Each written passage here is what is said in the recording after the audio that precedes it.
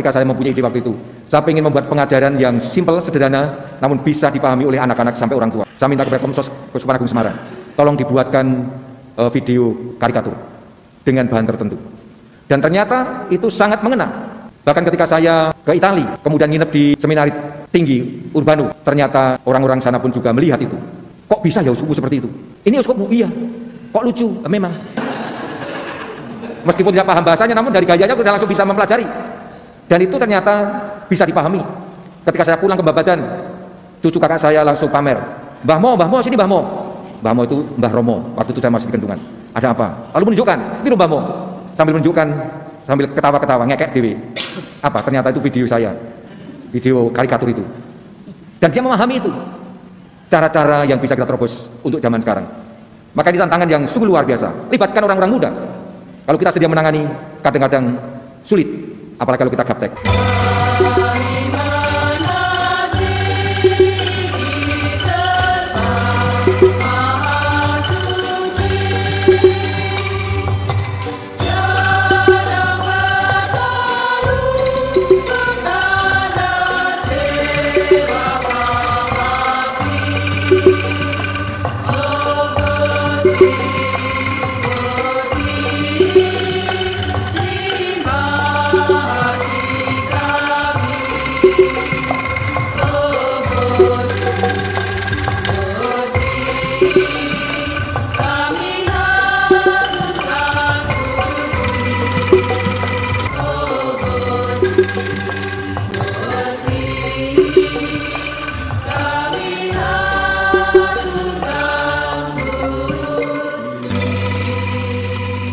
Dalam nama Bapa dan Putera dan Roh Kudus.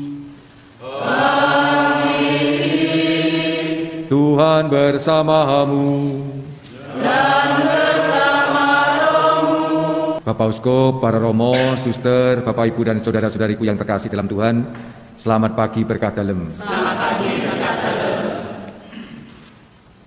Hari ini kita hendak melakukan penutupan acara kita, yakni PKKI ke-12 yang telah kita adakan sejak hari Jumat yang lalu hingga sekarang ini. Dan kita semua ingin menyukuri rahmat Tuhan yang telah dilimpahkan kepada kita, yakni karena kita semua dipanggil untuk terlibat di dalam karya penyelamatan Tuhan melalui karya-karya pewartaan kita. Kita pantas bersyukur kepada Tuhan bahwa di gereja kita di Indonesia ada begitu banyak umat kita yang mau terlibat di dalam karya pewartaan ini, khususnya para katekis yang senantiasa menyediakan diri untuk hal ini. Ini pantas untuk kita syukuri, dan sekaligus pada kesempatan ini kita akan mohon rahmat dan berkat Tuhan agar karya pewartaan kita di seluruh Indonesia dan di keuskupan kita masing-masing bisa berkembang baik, sehingga semakin banyak orang yang akhirnya mengenal siapa Yesus Kristus, mengimaninya, dan akhirnya mengalami keselamatan. Kita ini umatnya dan kawanan domba gembalaannya.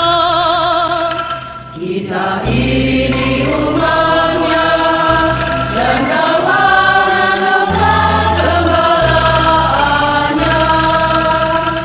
Beribadahlah kepada Tuhan dengan sukacita. Datanglah ke hadapannya dengan sorak-sorai. Kita ini umatnya dan kawanan domba gembalaannya. Ketahuilah bahwa Tuhan Allah, Dialah yang menjadikan kita, dan punya Dialah kita, kita umatnya dan kawanan domba gembalaannya. Kita ini umatnya dan kawanan domba gembalaannya. Bapak Uskup, Paulinus, para Romo, Suster, Bapak Ibu dan saudara-saudariku yang terkasih dalam Tuhan, selamat pagi berkah dalem. Selamat pagi berkah dalem. Wah, kalau semua pakai seragam seperti ini, terlalu sulit bagi saya untuk membedakan mana yang Romo, mana yang non-Romo. Nah, kecuali yang apalagi yang seragamnya Ini seragam apa nih? Hijau gelap nih ya. Nah, kalau yang di depan tuh pasti ini toh. Ini orang-orang tertapis semua. Nah, yang di sana itu pasti dari Paroki Sumber, yang kuning dan duklung itu. Nah, yang ini saya nggak tahu persis mana yang Romo ini. Mana yang Romo ini? Coba angkat tangan. Iya. Iya. Oh, banyak sekali Romonya. Berapa? 90% Romo. Wah, luar biasa. Yang umat atau yang dari komisi kateketik keuskupan mana? Yang non Romo maksud saya. Yang awam. Sedikit sekali. Mana-mana belum kelihatan. Oh, ada di situ, di sana, ya. Yang dari umat Paroki Salam. Oh, banyak sekali di belakang itu. Ada ratusan gitu. Ratusan dibagi berapa maksud saya itu. Nah, luar biasa. Iya, para Romo. Oh, ada kelompok suster juga. Susternya mana? Oh, itu suster semua itu. Ya, ada 4. Ya. Ini juga dari kateketik. Iya. Iya. Terima kasih. Pertama-tama tentu saya mengucapkan terima kasih atas kehadiran panjenengan semua di Keuskupan Agung Semarang ini untuk bersama-sama mengadakan pertemuan PKKI yang ke-12. Dan dalam rangka perayaan syukur pada pagi hari ini, kita mendengarkan sabda Tuhan yang dikutip dari perayaan peringatan wajib Santo Chrysostomus, seorang uskup, seorang pengkhotbah yang ulung, bahkan dijuluki sebagai mulut emas. Karena apa? Karena dia itu kalau berbicara keluar emasnya. Maka dikatakan mulut emas. Gitu. Nah, emasnya itu tidak lain adalah pewartaannya yang sungguh cespleng. Pernah mendengarkan pewartaan Santo Chrysostomus? Belum ya? Nah, nanti bandingkan dengan yang ini. Cespleng yang mana? Iya, kita sangat berterima kasih bahwa hari ini kita mendapatkan bacaan-bacaan yang sangat sinkron sekali dengan tema yang sedang kita usung selama pertemuan kita, yakni katekese membina murid-murid untuk menjadi misioner. Bacaan-bacaan mengajak kita untuk berbicara mengenai tugas panggilan kenabian atau pengajaran yang tidak lain adalah tugas pewartaan. Sebagaimana kita bahas, kita renungkan, kita bicarakan selama pertemuan kita ini. Berkatekese tidak lain merupakan panggilan kenabian, yakni panggilan untuk mengajar, panggilan untuk mewartakan kabar sukacita, mewartakan Injil kepada sekalian orang yang kita jumpai. Dan panggilan kenabian, panggilan pengajaran ini atau pewartaan ini berawal dari perintah Yesus sendiri yang kita dengar dalam Injil, akhir Injil Santo Matius. Pergilah, jadikanlah semua bangsa muridku, dan baptislah mereka dalam nama Bapa, Anak dan Roh Kudus. Bisa kita lihat dalam Matius bab 28 ayat 19. Atau dalam Injil Markus bab 10 ayat 7. Pergilah dan beritakanlah kerajaan Allah sudah dekat. Inilah perintah Yesus yang kita tangkap. Perintah Yesus yang ditujukan kepada semua orang yang percaya kepadanya, yang menjadi murid-muridnya. Dari situlah kemudian begitu banyak orang yang pergi berkeliling untuk mewartakan Injil, mewartakan kabar sukacita. Maka kalau kita lihat perintah atau panggilan untuk menjadi pewarta kabar sukacita ini merupakan panggilan untuk semua orang yang percaya kepada Yesus, panggilan untuk semua murid-muridnya. Dan itu semua nanti kemudian dirumuskan secara normatif dalam KHK secara tegas sekali dalam kanon 204. Ada yang ingat isinya apa? Ada yang ingat itu? Saya juga tidak ingat.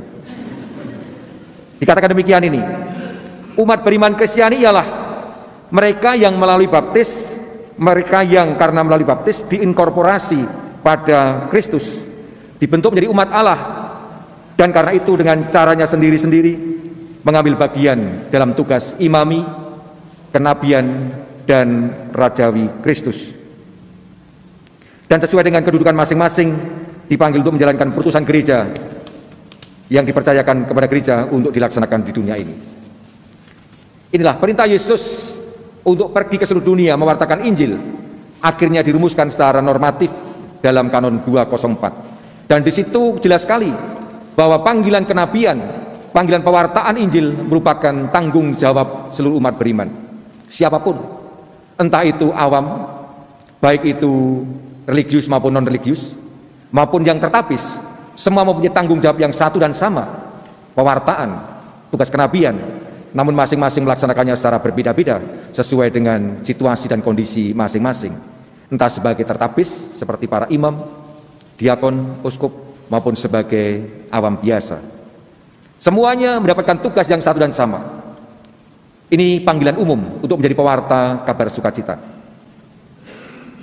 Namun di balik atau di samping tugas umum ini, panggilan umum ini, Paulus dalam bacaan yang pertama menyebutkan bahwa ada beberapa saja dari sekian banyak umat beriman, dari sekian banyak murid Tuhan yang dipanggil secara khusus. Tadi kita dengarkan dalam 1 Korintus bab 12 ayat 28 dikatakan demikian. Dan Allah telah menentukan beberapa orang di dalam jemaat. Pertama menjadi rasul, kedua menjadi nabi, dan ketiga menjadi pengajar. Ini mau menunjukkan bahwa di samping tugas umum itu, gereja atau Allah karena kehendak ilahinya memanggil dan mengutus orang-orang tertentu untuk tugas khusus sebagai rasul, sebagai nabi dan pengajar. Siapakah mereka ini? Nabi pengajar ini? Inilah yang kita sebut dengan para katekis kita, para guru agama kita, para romo kita semua. Maka ini menjadi sesuatu yang penting sekali untuk kita maknai, bahwa selain tugas umum, tugas pewartaan, ada beberapa orang yang dipanggil oleh Allah untuk tugas khusus menjadi pengajar umat beriman. Dan kita tahu apa yang dimaksudkan oleh Paulus ketika bicara mengenai seorang pengajar, yakni mereka-mereka atau pribadi-pribadi yang dipanggil secara khusus untuk memberikan pembinaan iman kepada sesamanya, kepada umat yang lain, agar mereka semua akhirnya semakin mengenal Yesus Kristus, semakin mengimaninya dan mewartakannya dengan semangat misioner. Ini semua mempunyai tujuan konkret, yakni untuk keselamatan umat manusia.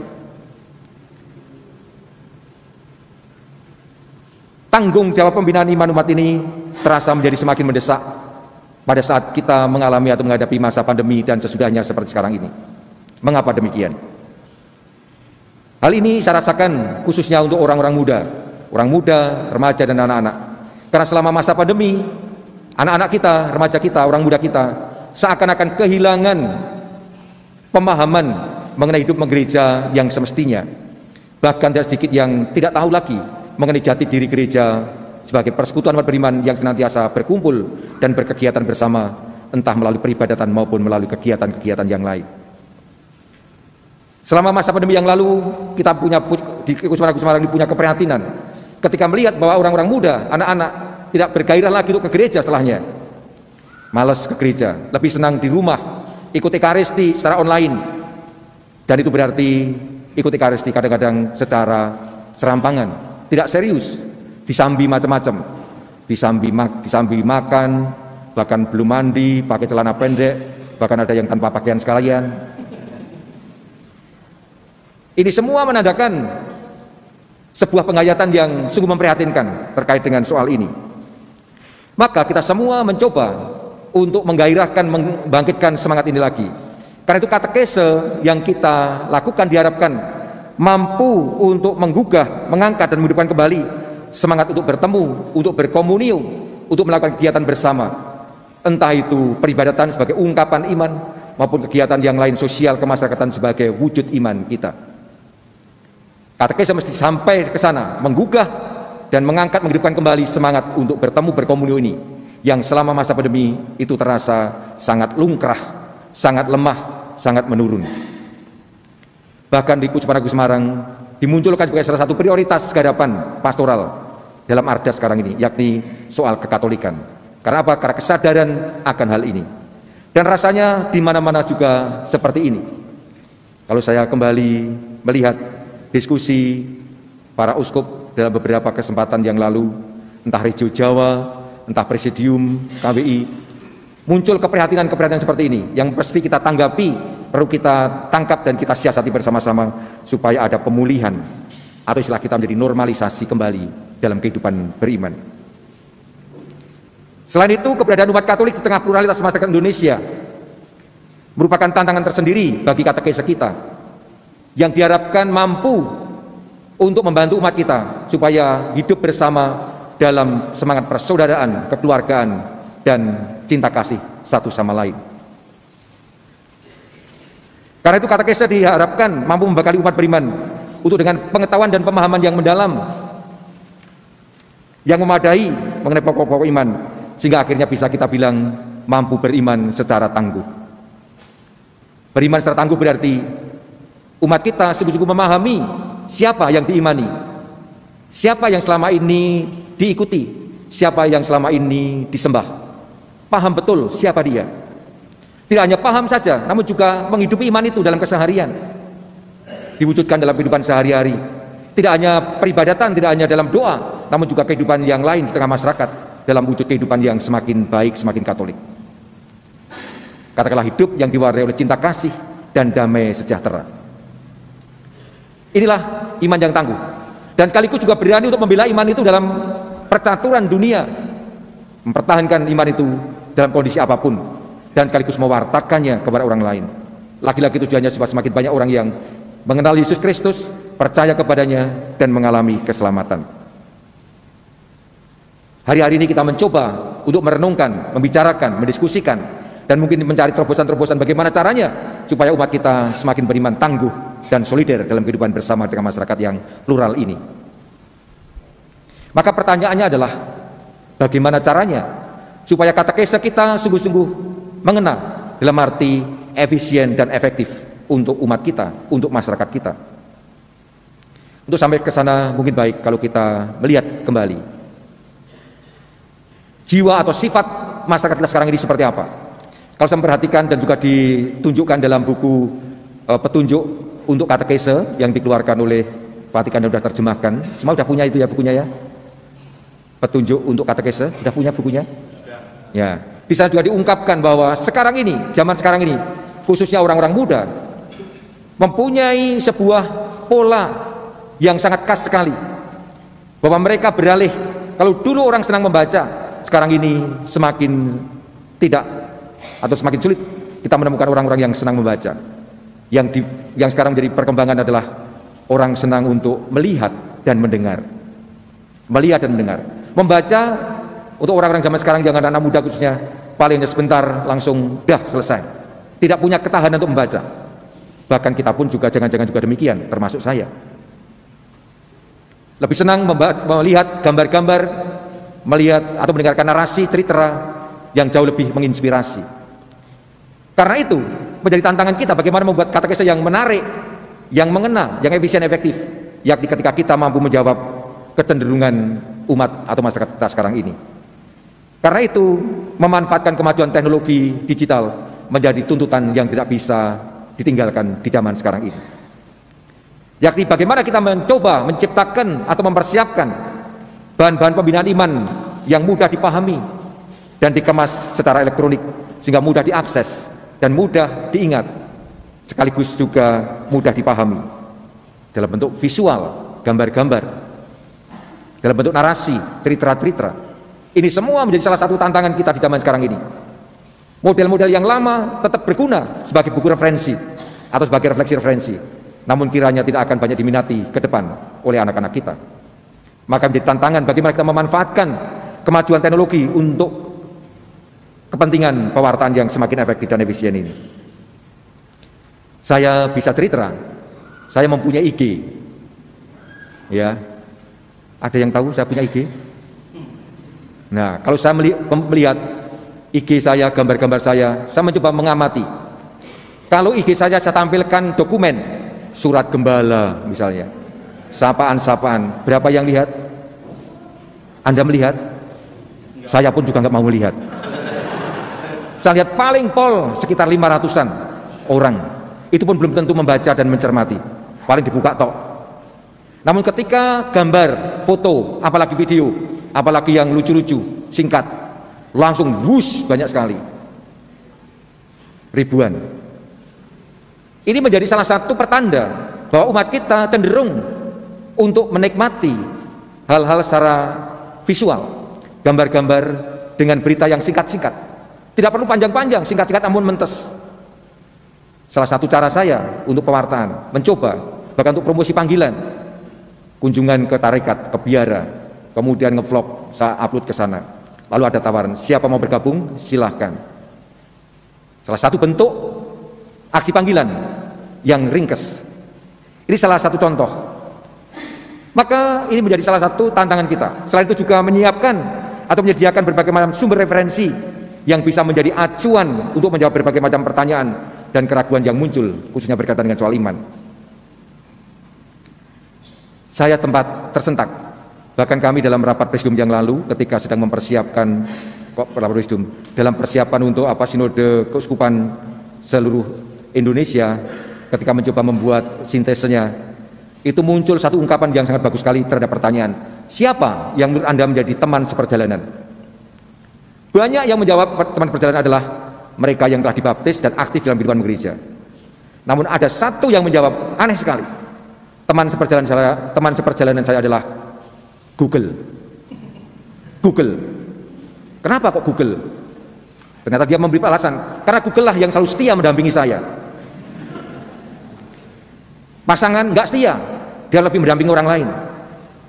Misalnya, Romo tidak mendampingi saya, malah mendampingi ikan di kolam. Misalnya, Oskopnya malah keliling-keliling tok. Misalnya, namun Google selalu ada bersama dia, kapanpun ada keraguan, ada pertanyaan, langsung Mbak Google diparani, dikunjungi, langsung ini jawabannya. Betul ya? Pengalaman kita juga demikian ya. Nah, menarik sekali. Maka ini menandakan bahwa kita semua perlu menciptakan sumber-sumber referensi dan kita masukkan dalam jaringan internet. Supaya apa? Supaya umat kita sungguh-sungguh mendapatkan sumber-sumber yang valid, sumber-sumber yang otentik, sumber-sumber yang baik, yang benar tentang keimanan kita. Dengan cara inilah maka semakin banyak orang yang akan mendapatkan manfaatnya, dan sekaligus umat kita itu dibantu untuk mendapatkan sumber informasi yang tepat sehingga dihindarkan dari berbagai macam kesesatan yang mungkin terjadi. Bisa sangat dibayangkan sekarang ini sumber informasi berseliweran macam-macam. Orang-orang muda kita kadang-kadang tidak mempunyai kemampuan berdiskresi, memilah-milah mana yang benar, mana yang tidak, mana yang Katolik dan mana yang bukan Katolik, karena mirip-mirip. Bahkan yang tidak Katolik itu sangat menarik, mudah sekali diikuti. Maka kita mesti menciptakan gerakan tertentu, siapapun termasuk yang non-Katolik, kita memberikan pengajaran, pemahaman kepada masyarakat umum. Katolik itu seperti ini, sehingga mereka pun juga mempunyai pemahaman yang benar mengenai Katolik, sehingga semakin terkikislah kesenjangan, kesalahpahaman, dan kadang-kadang juga perkelahian atau konflik di antara umat di tengah masyarakat. Ini semua menjadi cara kita untuk mengatasi berbagai macam problem yang ada, dan sekaligus juga membantu umat kita kemudian untuk juga bisa membandingkan, oh Katolik seperti ini, yang non Katolik seperti ini, sehingga lalu bisa berdiskresi dan akhirnya dimantapkan untuk tetap memilih, aku bangga jadi orang Katolik. Seperti lagu anak-anak itu kan, aku bangga apa itu? Jadi anak misioner. Aku bangga, aku bangga. Kok rasa semangat?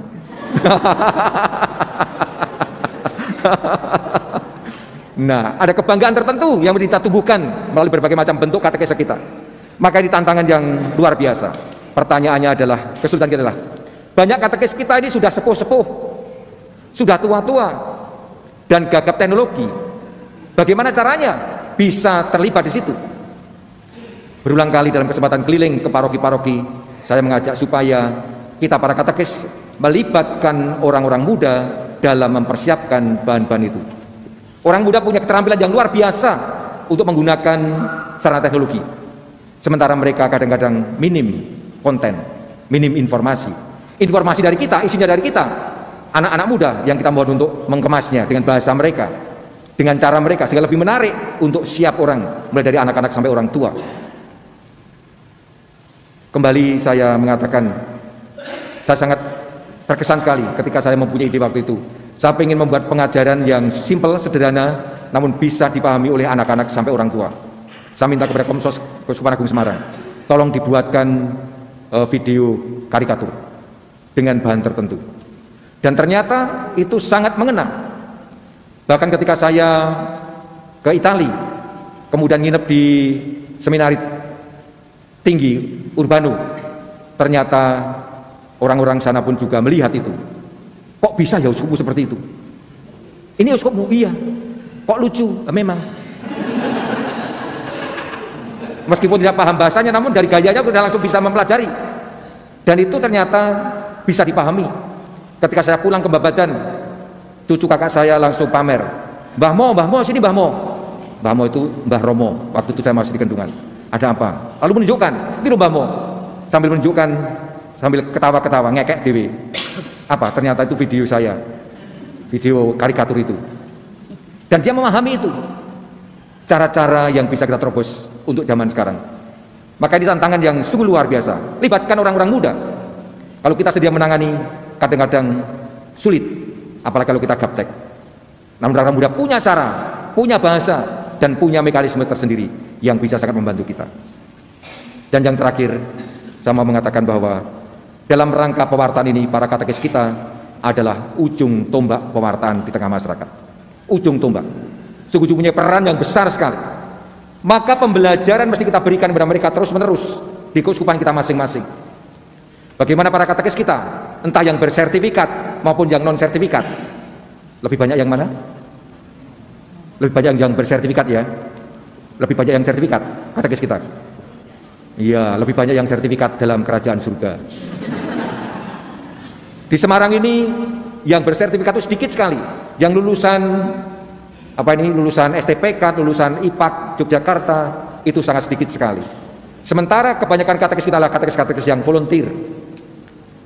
Namun punya semangat yang tinggi sekali, yang punya tekad untuk sungguh-sungguh mengabdi kepada Tuhan. Namun mereka kadang-kadang tidak atau membutuhkan pendampingan terus-menerus. Maka kiranya perlu pendampingan dari kita semua. Bagaimana ini kita upgrade terus-menerus bahan-bahan yang harus diajarkan dan sekaligus didampingi serta bersemangat dalam pelayanannya. Maka kompetensi mereka perlu ditingkatkan terus-menerus. Ini menjadi tantangan keuskupan-keuskupan kita. Tanpa itu mereka tidak akan maju. Dan sekaligus bersama orang-orang muda kita libatkan sekaligus untuk regenerasi dan sekaligus juga kaderisasi.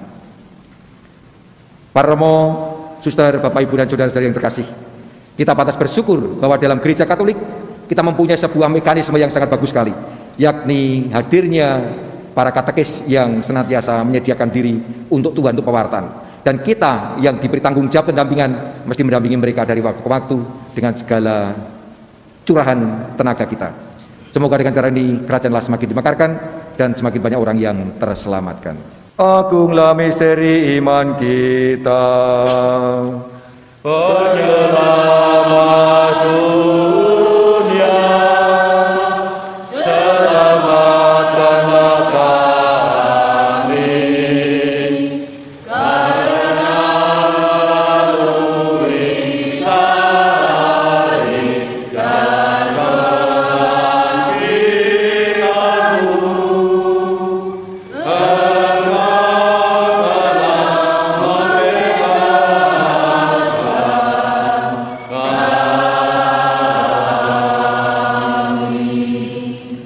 selanjutnya kita akan mendengarkan beberapa sambutan.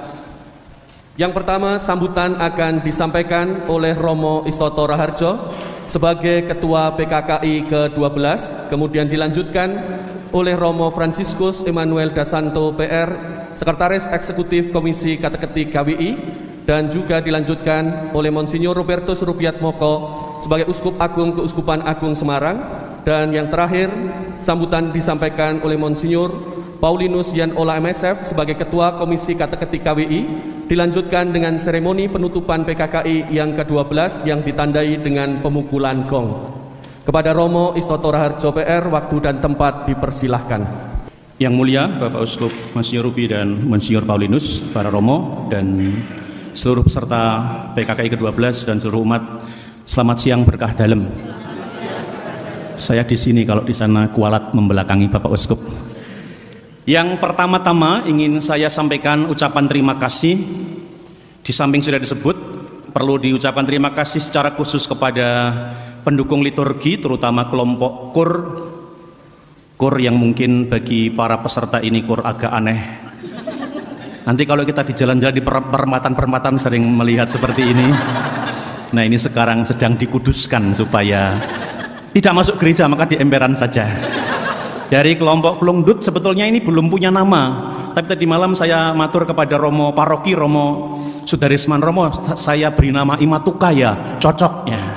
Imatuka itu nama Jawa sebetulnya, singkatan dari Ibu Maria Tueng Katenterman atau Bunda Maria sumber dari kedamaian.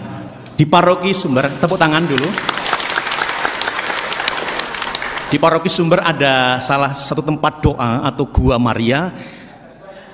Nggak ada guanya, patung Bunda Maria, maaf diprotes itu ya. Ada tempat doa dan itu tepat tidak jauh dari lereng Gunung Merapi, sumber kedamaian. Dan terima kasih untuk KUR dari OMK Paroki Sumber. OMK itu oma-oma yang kemayu. Ya, terima kasih Ibu yang telah boleh untuk bergabung. Baju seragam mereka ini baru belum dicuci karena kemarin saya tahu dum-dumannya atau mereka. Sebuah persembahan yang semoga dapat menjadikan para peserta PKKI yang hadir di tempat kita di Salam di Muntilan ini terpuaskan, boleh melengkapi dari seluruh acara yang hemat saya berjalan dengan lancar. Yang kedua, saya mengucapkan terima kasih, saya sebut adalah tim dari panitia setempat. Saya sebutkan teman-teman yang selama ini mencoba untuk melaksanakan yang menjadi amanat dari Bapak Uskup Monsinyur Paulinus dan Romo Festo.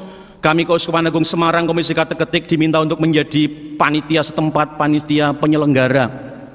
Sudah cukup lama kami mempersiapkannya, bahkan sejak bulan Mei mencoba merancangnya, dan kini akhirnya boleh berjalan dengan baik hemat kami, walaupun acara belum selesai. Karena konon acara intinya adalah setelah ini, yakni outing, healing, dan posting. Ya. Acara resmi sudah ditutup tadi malam, dan nanti secara resmi juga akan disampaikan rekomendasi akhir, dan Bapak Uskup Paulinus, Monsinyur Paulinus akan menutupnya juga secara resmi. Tetapi setelah ini kita akan bersama-sama menikmati keindahan alam di Jawa Tengah dan DIY, Candi Prambanan, Ratu Boko, dan nanti akan menutup dengan menyaksikan sendratari di Ramayana di Prambanan. Catatan, ada juga dari Romo kami yang dari sini juga belum pernah melihat sendratari. Ya. Jadi untunglah bahwa PKKI ini mengadakannya sehingga kami juga nebeng, ya, walaupun orang sini tapi belum mengikutinya. Terima kasih kepada teman-teman, sekali lagi teman-teman sekretariat yang luar biasa, Mas Ipung dan kawan-kawan, tepuk tangan. Teman-teman dari tim kesehatan, ada para dokter yang kemarin juga melayani, mungkin tidak bisa bergabung di sini. Tidak kalahnya adalah teman-teman dari Notulis, teman-teman dari UPP Komsos KS, lalu apalagi? Oh, tim Hore, tim penggembira, ya. Mas Goro, Mas Daru, Mas Santoso, dan teman-teman yang sungguh luar biasa membuat suasana kegiatan kita menjadi meriah. Preng reket gunung gamping, umatnya rumaket jempol, ya, tolong dibawa sampai ke Papua sana ya.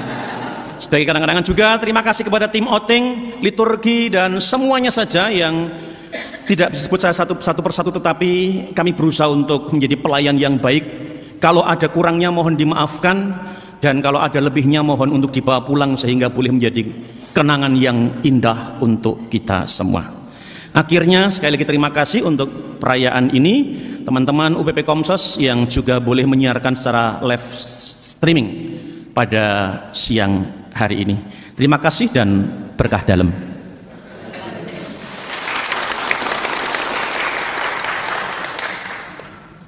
Selamat siang, berkah dalam. Ini sungguh luar biasa, sungguh menjadi berkat dan menjadi pembawa salam untuk hari-hari ke depan. Yang mulia Bapak Uskup Agung Keuskupan Agung Semarang, Monsinyur Paulinus Yanola, Ketua Komkat KWI yang Terhormat para Romo, Suster, Bapak Ibu, saudara-saudari sekalian yang terkasih, sungguh luar biasa sampai pada saat ini kita merasakan kegembiraan dan sukacita, terlebih dengan kor yang sungguh meriah. Tentu dari antara kita juga dengan bunyi angklung dan sebagainya menggerak-gerakkan kaki di tempat. Terima kasih untuk kor, ibu-ibu sekalian. Ini kenangan yang terindah untuk PKKI yang ke-12 ini. Hasil perumusan akhir dari PKKI kita dengan rekomendasi-rekomendasi tidak kami bacakan saat ini sudah dikirim ke WA grup kita masing-masing. Hanya satu pesanan bahwa kita sudah membuat rekomendasi itu tidak hanya untuk para pihak tetapi untuk kita masing-masing, baik kami di Komkat KWI maupun teman-teman di regio maupun keuskupan masing-masing. Kita tidak meninggalkan hanya dengan kata-kata, mari kita wujud nyatakan rekomendasi-rekomendasi yang sudah kita buat. Saya melihat tidak banyak rekomendasi, tetapi yang 1-2 rekomendasi ini kiranya dapat kita laksanakan di tahun-tahun yang akan datang. Yang berikut kami mengucapkan banyak terima kasih kepada panitia tuan rumah Romo Istoto bersama teman-teman sekalian. Saya tidak menyebutkan satu persatu, semua seksi yang ada. Terima kasih banyak. Dari kami Komkat KWI, kita telah bertemu 2 kali bersama untuk persiapan PKKI ini dan sudah berjalan dengan sangat baik. Yang hari ini dan sebentar lagi akan kita tutup, tapi kita masih melanjutkan dengan acara kita selanjutnya. Terima kasih juga kepada Yang Mulia Bapak Uskup Tuan Rumah yang juga sempat memimpin acara penutupan ini, memberikan juga renungan yang menyegarkan dan menguatkan kita para katekis untuk selalu menjadi pewarta-pewarta kabar sukacita. Terima kasih juga kepada Bapak Uskup Ketua Komkat KWI yang selalu hadir juga meneguhkan baik kami di Komkat KWI dan kita sekalian dalam seluruh kegiatan PKKI yang ke-12 ini. Kami juga mengucapkan banyak terima kasih kepada para peserta dari Komkat seluruh Indonesia bersama utusannya, dari lembaga kateketik baik di bawah Kemendikbudristek maupun di bawah Bimas Katolik, undangan Romo Adi khususnya, juga umat sekalian, tim pastor di Paroki Santa Teresia Salam ini, atas semua yang diberikan untuk menyukseskan seluruh acara sampai pada siang hari ini. Untuk semuanya kiranya menjadi berkat bagi karya katekese, karya pewartaan kita di hari-hari ke depan.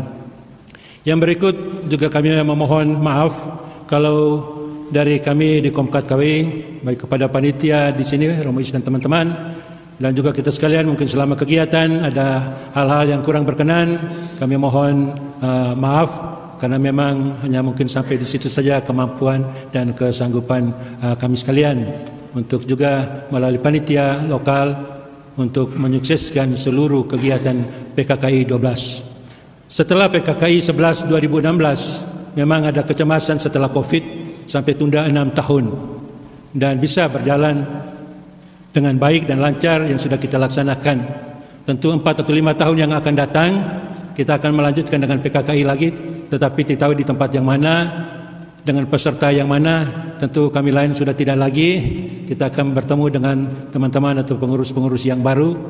Mari kita sama-sama menyukseskan untuk kegiatan-kegiatan yang sudah kita sepakati pada pertemuan ini.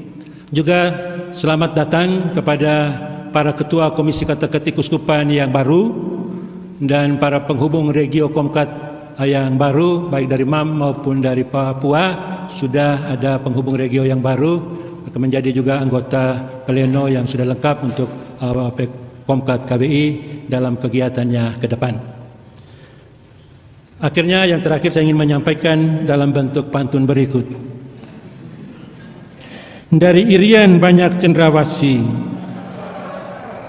roti mengembang diberi ragi di salam ini. Cukup sekian, terima kasih. Semoga esok berjumpa lagi.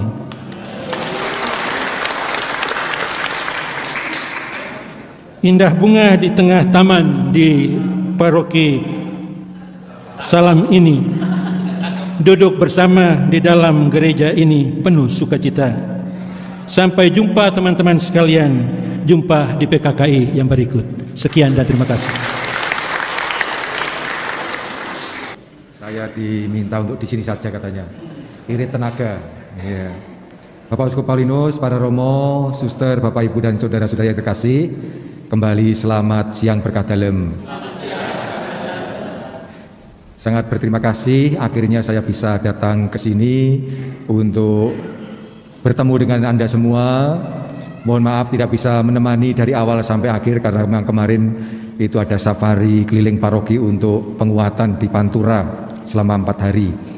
Dan hari ini pas hari khusus untuk Anda semua. Maka terima kasih kesempatan yang indah ini. Dan dalam kesempatan ini meskipun sudah di akhir penghujung acara, saya mengucapkan selamat datang di Keuskupan Agung Semarang. Selamat datang. Oh ya, terima kasih kembali. Tentu ini merupakan kesempatan yang bagus bagi kami Keuskupan Agung Semarang, khususnya Komkat, diberi kepercayaan untuk menyelenggarakan pertemuan yang ke-12 ini. Setiap kali ada acara sifatnya nasional seperti ini selalu menggerakkan banyak pihak, selalu menggerakkan baik itu komisinya maupun juga umat sekitar, termasuk yang sekarang ini kita lihat ya. Dan hari ini persis kita melihat bagaimana Keuskupan Agung Semarang, khususnya Paroki Sumber, tidak jauh dari sini, itu mencoba untuk membangun atau menciptakan liturgi inkulturatif dengan memasukkan musik jalanan ke gereja.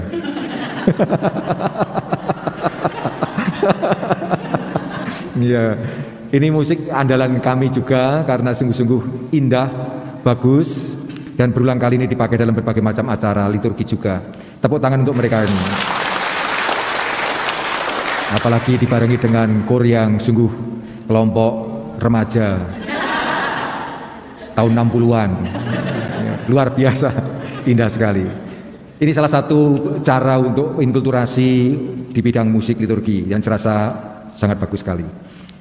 Dan kami sangat berterima kasih, semoga masukan-masukan yang kita terima, yang kita olah, kita diskusikan bersama selama beberapa hari ini bisa memberi bekal yang cukup untuk kita mengembangkan dunia pewartaan di keuskupan kita masing-masing.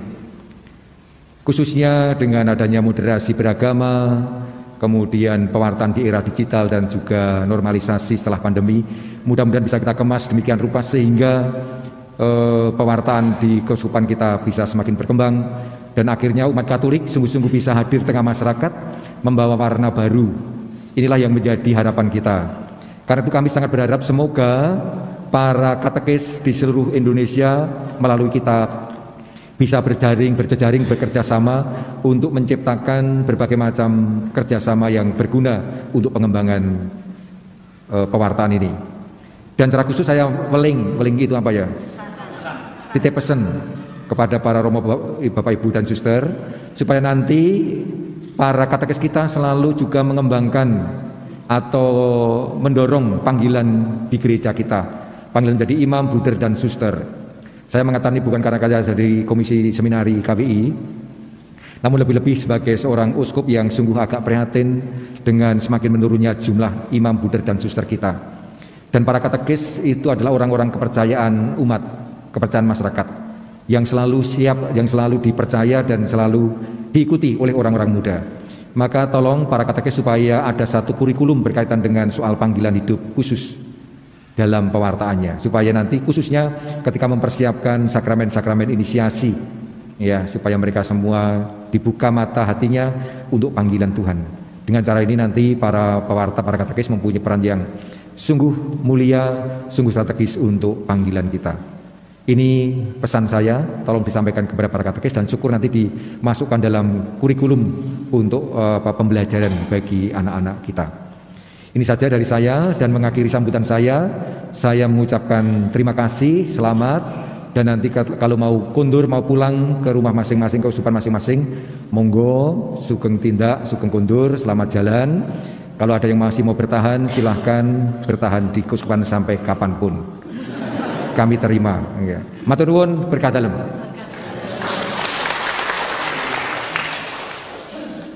Monsinyur Ruby yang kami kasihi, para imam konselebrant dan saudara-saudari yang hadir di dalam perayaan penutupan PKKI yang ke-12 ini yang terkasih. Hari ini saya merasa sangat bahagia dan mengira bahwa hari ini adalah hari Minggu. Karena pertemuan kita begitu intensif sehingga hari ini saya merasa seperti hari pembebasan. Dan saya merasa lebih senang lagi, merasa bergembira karena akhirnya juga Monsinyur Ruby yang acaranya sangat banyak menyempatkan dan mengkhususkan hari ini untuk bersama dengan kita dan menutup bersama pertemuan kita ini. Di ruang makan tadi beliau mengatakan apakah saya perlu untuk memberi sambutan. Saya mengatakan ya kalau peserta mendengar suara Bapak Uskup itu sudah sangat melegakan. Dan beliau memang tadi kami sementara prosesi belum masuk gereja sudah sempat mengatakan, membisikkan saya sudah berapa kali ini, sudah beberapa kali di sini dan memang acaranya sangat padat. Tetapi hari ini menjadi kegembiraan bagi kita karena dengan inspirasi-inspirasi yang muncul dari hukum kanon yang diteliti akhirnya sampai juga pesan-pesan untuk menguatkan kita mendalami tema-tema selama hari-hari ini dan semakin juga disegarkan melalui situasi ini. Oleh karena itu, kendati Sekretaris Eksekutif tadi sudah mengucapkan terima kasih, saya juga atas nama Komisi Kateketik KWI sekali lagi ingin mengucapkan terima kasih kepada Monsinyur Ruby yang juga mengizinkan kita, terutama mengizinkan Komisi Kateketik Keuskupan untuk menjadi tuan rumah yang sangat baik untuk menerima penyelenggaraan PKKI yang ke-12 ini. Kami tidak mengalami kekurangan apapun, malah merasa bersalah karena tempatnya terlalu indah untuk suatu pertemuan. Dan ditentukannya Muntilan menjadi bagi kami juga suatu semangat yang indah ketika kami sempat mengunjungi juga Museum Misi, di mana melihat misionaris pertama dibaptisnya Bapak Barnabas dan juga tokoh-tokoh penting di keuskupan ini, termasuk para uskupnya dengan wejangan-wejangan singkat yang terpapar dengan indah di museum itu, dan tak terkecuali adalah martir kita Romo Sanjaya. Dan semua kenangan itu membangkitkan api misioner terutama bagi diri saya. Terima kasih atas atmosfer yang bagus ini yang memungkinkan kami bersama dengan peserta untuk menggali hal-hal yang bisa kami tindak lanjuti. Terima kasih untuk semuanya dan sapaan untuk kor nanti. Saya ingin untuk men-sharingkan betapa pentingnya sebagai orang-orang Kristiani menyebarkan apa yang memang menjadi keindahan iman kita. Kor dari sumber ini itu mengingatkan saya akan pengalaman tahun 97-98 sebagai frater yang menjalani tugas untuk keterlibatan sosial. Kami sekitar 10 orang ditempatkan di sumber di desa Diwa. Nah, ini ada yang angkat tangan. Dan waktu itu saya jenggotnya penuh sebagai frater. Dan yang sangat mengesan adalah tidak semua rumah saat itu tersedia kamar mandi. Frater-frater harus mandi di kali. Dan ketika mandi di kali, ketua umat selalu lebih dulu ngusir anak-anak kecil. Pokoknya minggir, fraternya harus mandi. Tetapi ya namanya anak-anak dan siapapun pasti penasaran kenapa kok orang-orang itu mau mandi kami harus minggir. Tetap aja mereka ngintip. Yang lebih lucu lagi adalah teman saya yang orang kota nggak tahu caranya mandi di sungai. Jadi prinsip dia adalah saya nanti mengikuti, ada pemuda yang ikut, nanti apa saja yang dia kerjakan akan saya kerjakan. Ternyata di sana sambil ngobrol dia sambil cemas perhatikan dia buat apa ya. Pemuda itu mencuci batu. Dia juga pikir, wah cara mandi cuci batu ya. Batunya dicuci sampai bersih. Sesudah dicuci batunya, sang pemuda mengeluarkan pakaian kotor dan mulai mencuci. Dia bingung mau cuci apa. Pertemuan kami 3 hari ini adalah menempatkan katekis-katekis di Indonesia dan katekis secara umum di dalam konteks untuk membaca situasi kami, sama seperti ketika kami masuk ke Diwak ini tanpa orientasi cara mandi seperti apa. Dan 3 hal yang ditunjuk selama hari ini kami coba untuk mendalami. Dunia digital. Bagaimana kita bisa menyusun kriteria untuk membedakan antara yang benar dan yang salah, antara yang asli dan yang palsu, antara yang baik dan yang jahat di dalam dunia digital misalnya. Sekarang ini kalau kita foto, walaupun usia kami sudah bertambah sampai kepala 5, wajah kencang seperti bayi baru lahir.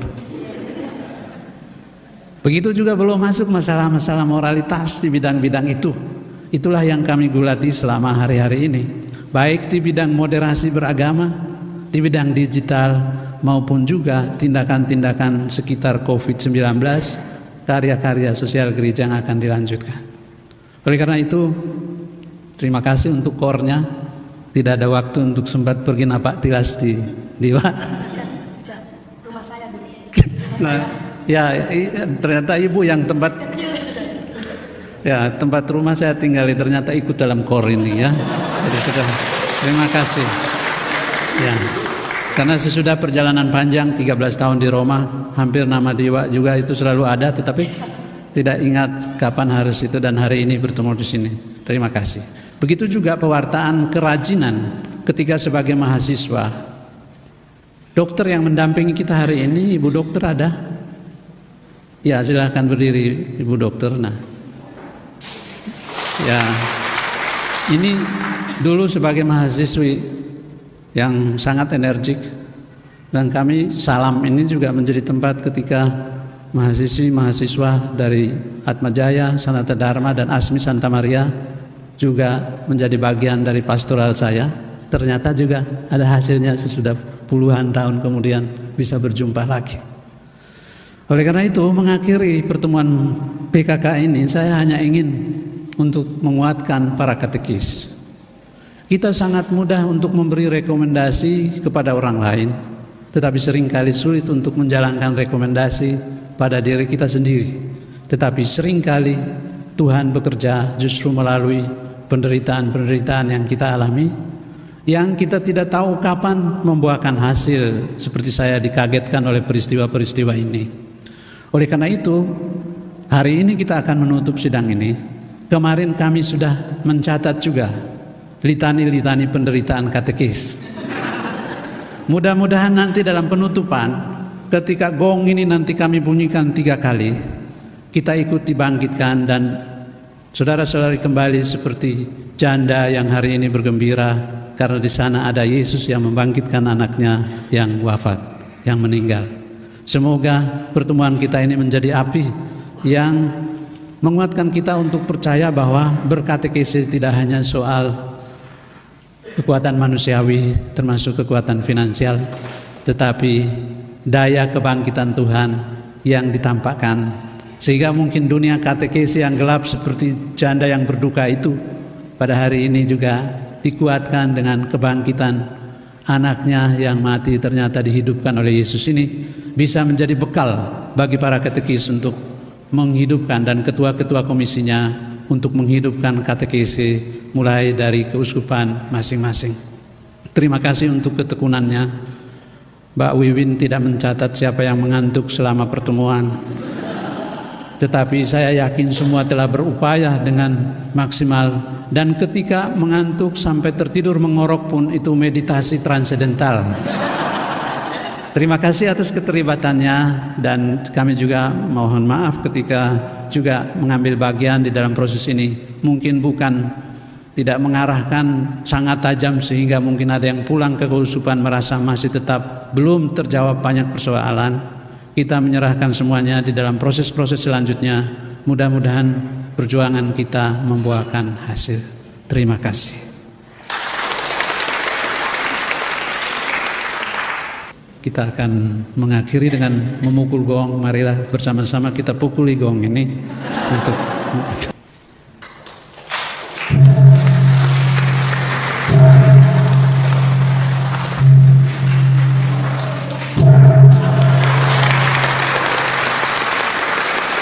Terima kasih, Monsinyur. Saudara-saudariku yang terkasih dalam Tuhan, marilah kita mengakhiri rangkaian perayaan syukur kita ini dengan mohon berkat Tuhan untuk seluruh perutusan kita, khususnya di keuskupan kita masing-masing. Damai bersamamu. Dan bersama rohmu. Semoga Allah yang Maha Kuasa memberkati kita sekalian, karya pelayanan kita, dan juga semua orang yang kita layani, Bapa dan Putera dan Roh Kudus. Amin. Dengan demikian perayaan syukur kita sudah selesai. Syukur kepada Marilah kita pulang untuk melanjutkan perutusan kita menjadi pewarta-pewarta sabda yang sejati. Amin.